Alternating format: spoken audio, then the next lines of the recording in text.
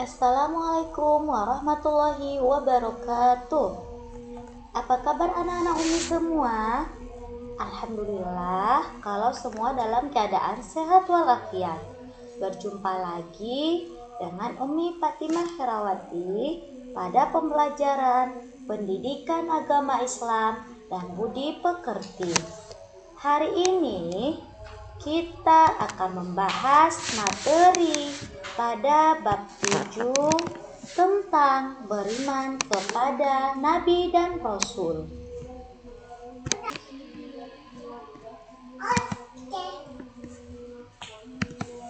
Iman kepada Nabi dan Rasul. Arti iman kepada Nabi dan Rasul. Iman kepada Nabi dan Rasul adalah membenarkan bahwa Nabi dan Rasul merupakan utusan Allah Subhanahu wa Ta'ala. Jika salah satu diingkari, orang tersebut tidak termasuk golongan orang yang beriman, seperti firman Allah Subhanahu wa Ta'ala berikut. Artinya, siapa yang tidak beriman kepada Allah dan Rasul-Nya, maka sesungguhnya kami telah menyediakan untuk orang-orang kafir itu neraka sa'ir yang menyala-nyala. Quran Surah Al-Fat ayat 13. Dari penjelasan ayat tersebut dapat dipahami bahwa kedudukan iman kepada Rasul sama pentingnya dengan rukun iman yang lain dan menjadi penentu seseorang disebut mukmin atau tidak. Nama-nama Nabi dan Rasul. Allah Subhanahu wa Ta'ala telah mengutus beberapa Nabi dan Rasul sebelum Nabi Muhammad Sallallahu Alaihi Wasallam. Di antara mereka ada yang Allah Subhanahu wa Ta'ala ceritakan dalam Al-Quran dan ada pula yang tidak diceritakan. Adapun nama 25 Nabi dan Rasul antara lain sebagai berikut. 1. Nabi Adam alaihissalam. 2. Nabi Idris alaihissalam. 3. Nabi Nuh alaihissalam. 4. Nabi Hud alaihissalam. 5. Nabi Saleh alaihissalam. 6. Nabi Ibrahim alaihissalam. 7. Nabi Ismail alaihissalam. 8. Nabi Lut alaihissalam. 9. Nabi Ishak alaihissalam. 10. Nabi Yakub alaihissalam. 11. Nabi Yusuf alaihissalam. 12. Nabi Shu'aib alaihissalam. 13. Nabi Ayub alaihissalam. 14. Nabi Zulkifli alaihissalam. 15. Nabi Musa alaihissalam. 16. Nabi Harun alaihissalam. 17. Nabi Daud alaihissalam. 18. Nabi Sulaiman alaihissalam. 19. Nabi Ilyas alaihissalam. 20. Nabi Ilyas alaihissalam. 21. Nabi Yunus alaihissalam. 22. Nabi Zakaria alaihissalam. 23. Nabi Yahya alaihissalam. 24. Nabi Isa alaihissalam. Dan yang terakhir yang ke-25 Nabi Muhammad Sallallahu Alaihi Wasallam. Dan di antara 25 nabi ini ada yang masuk kepada Rasul Ulul Azmi. Apa itu Ulul Azmi? Pengertian Ulul Azmi. Ulul Azmi adalah gelar para rasul yang memiliki ketabahan dan keteguhan luar biasa. Rasul Ulul Azmi artinya rasul yang teguh pendirian dan tabah dalam menghadapi berbagai masalah ataupun rintangan ketika menjalankan tugas menyampaikan wahyu kepada umatnya. Rasul yang bergelar Ulul Azmi. Gelar Ulul Azmi diberikan kepada 5 rasul, yakni Nabi Nuh alaihissalam. Nabi Nuh alaihissalam memiliki kesabaran dan ketabahan hatinya dalam menerima ejekan dari kaumnya saat berdakwah dan membuat bahtera atau kapal atas perintah Allah Subhanahu wa Ta'ala, serta ketabahan hati dalam menghadapi anaknya dan istrinya yang tidak mau menerima seruannya. Nabi Ibrahim alaihissalam memiliki kesabaran dan ketabahan hatinya dalam menghadapi ayahnya yang tidak mau beriman kepada Allah Subhanahu wa taala. Di samping itu, Nabi Ibrahim alaihissalam tetap melaksanakan perintah Allah Subhanahu wa taala dengan lapang hati untuk menyembelih anaknya yaitu Ismail. Bahkan Nabi Ibrahim alaihissalam tetap tabah dan sabar saat dibakar api oleh Raja Namrud. Nabi Musa alaihissalam, keberaniannya dalam menghadapi Raja Fir'aun yang berjiwa musyrik dan zalim. Samping itu, Nabi Musa alaihissalam selalu tabah dalam membimbing kaumnya yang banyak bertanya mengenai ajaran yang didakwahkan olehnya. Nabi Isa alaihissalam, kesabarannya dalam menghadapi caci maki kaumnya yang ditujukan pada ibunya dan dirinya sendiri. Selain itu, Nabi Isa alaihissalam tabah dan sabar dalam menghadapi fitnah dan pengajaran orang-orang Yahudi yang ingin membunuhnya. Nabi Muhammad Sallallahu Alaihi Wasallam, keteguhan dan ketabahannya yang begitu besar dalam berdakwah. Nabi Muhammad Sallallahu Alaihi Wasallam mendapat cacian, hinaan, dan perlakuan yang buruk dari kaum kafir Quraisy. Jadi, yang 5 ini adalah Rasul yang mendapat gelar Ulul Azmi, yaitu Nabi Nuh alaihissalam, Nabi Ibrahim alaihissalam, Nabi Musa alaihissalam, Nabi Isa alaihissalam, dan Nabi Muhammad sallallahu alaihi wasallam. Sifat Rasul. Sifat wajib para Rasul. Yang pertama, sidik. Sidik artinya benar atau jujur. Dengan kata lain, bahwa semua yang disampaikan Rasul itu pasti benar, baik berupa ucapan maupun perbuatan. Yang kedua, amanah. Amanah artinya dapat dipercaya.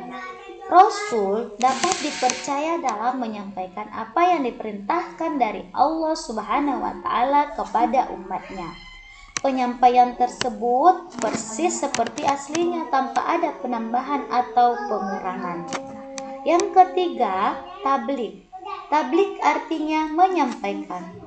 Rasul menyampaikan semua wahyu yang diterima dari Allah Subhanahu wa taala kepada umatnya, walaupun dalam penyampaiannya terdapat banyak tantangan dan hambatan yang membahayakan dirinya. Keempat, patonah. Patonah artinya cerdas. Maksudnya, setiap Rasul merupakan orang yang cerdas dalam menjalankan amanah dan tanggung jawabnya untuk menyampaikan wahyu Allah Subhanahu wa taala kepada umatnya. Mereka pun mampu memberikan solusi dan jalan keluar terhadap persoalan umat.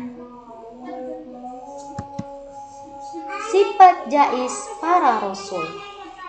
Jais artinya boleh. Sifat jais berarti sifat-sifat yang boleh dimiliki Rasul, yaitu sifat manusiawi yang dimiliki manusia pada umumnya. Namun, sifat tersebut tidak mengurangi martabat kerasulannya. Sifat jais Rasul disebut dengan al-aradul basyariyah. Sifat tersebut diantaranya seperti makan, minum, sehat, sakit, susah, dan senang. Sifat mustahil para Rasul. Yang pertama, kadzib. Rasulullah Subhanahu wa taala memiliki sifat sidik yang berarti jujur. Mustahil para Rasul memiliki sifat kadzib yang berarti bohong atau dusta. Seorang Rasul tidak mungkin mempunyai sifat dusta dalam menyampaikan wahyu. 2. Khianat. Khianat adalah kebalikan dari amanah. Khianat artinya tidak dapat dipercaya. Seorang Rasul tidak mungkin bersifat khianat karena Rasul adalah manusia pilihan Allah Subhanahu wa taala.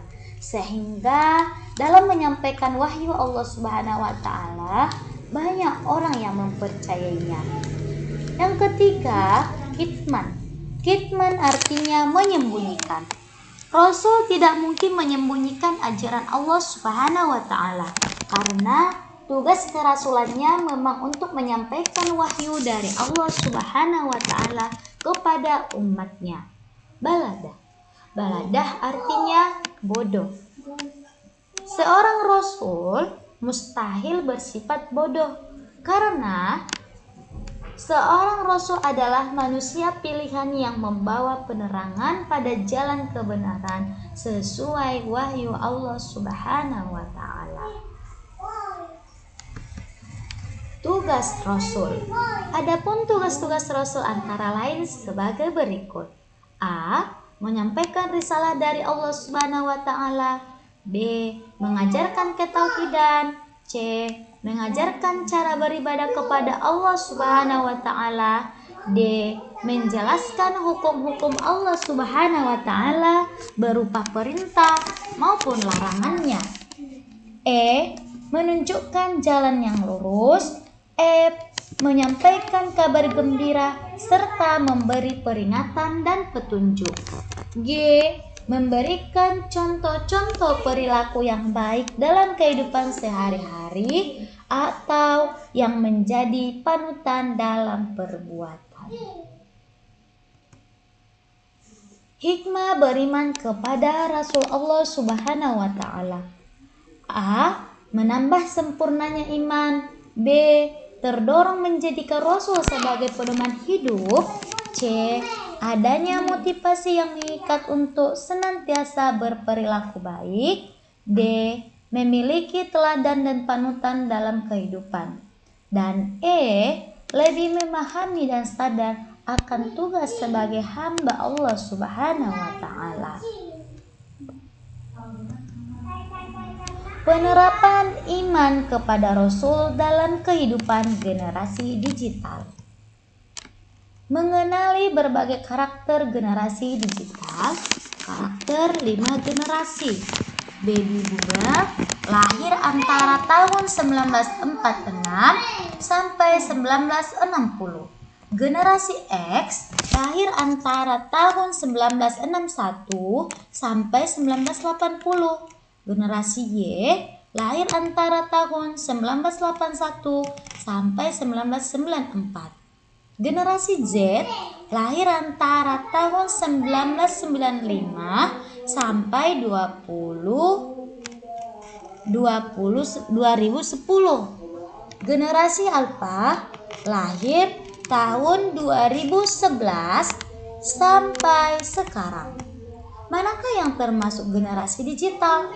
Tentu kelompok generasi yang menjadikan teknologi dan informasi serta internet sebagai kebutuhan pokok untuk beraktivitas sehari-hari, termasuk mencari dan menemukan informasi, bekerja, beraktivitas sosial, belajar, serta melakukan berbagai kegiatan lainnya yang dilakukan dengan berbasis komputer dan internet. Meneladani sifat-sifat Rasul di era digital. Perilaku yang dapat kita lakukan sehari-hari dalam menghadapi era digital adalah sebagai berikut. A. Beriman kepada Nabi dan Rasul dengan sepenuh hati. B. Iman dan Islam dijadikan dasar dalam menjalani kehidupan sehari-hari. C. Menjadikan Al-Quran dan hadis sebagai sumber inspirasi dalam beraktivitas dan beribadah. D. Ilmu pengetahuan dan teknologi dijadikan sebagai sarana kreasi. E. Menjadikan Rasulullah Shallallahu Alaihi Wasallam sebagai teladan dan panutan dalam kehidupan sehari-hari. F. Menjadi pribadi yang berkarakter jujur, amanah, cerdas, dapat dipercaya, dan bertanggung jawab. Sekian materi kita hari ini. Terima kasih. Wassalamualaikum warahmatullahi wabarakatuh.